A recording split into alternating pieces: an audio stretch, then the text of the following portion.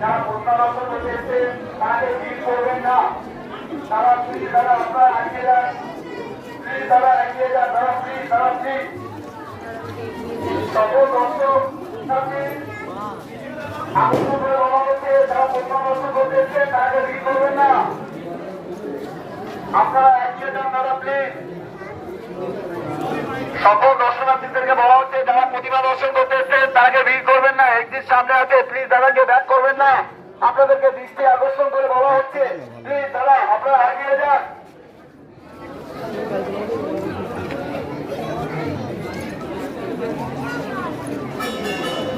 সকল দর্শনার্থীদেরকে বলা হচ্ছে যারা প্রতিমা দর্শন করতে এসছেন তাকে ব্যাক করবেন না, প্লিজ দাদাকে ভিড় করবেন না। আপনারা এগিয়ে যান, এক্সিট সামনে আছে।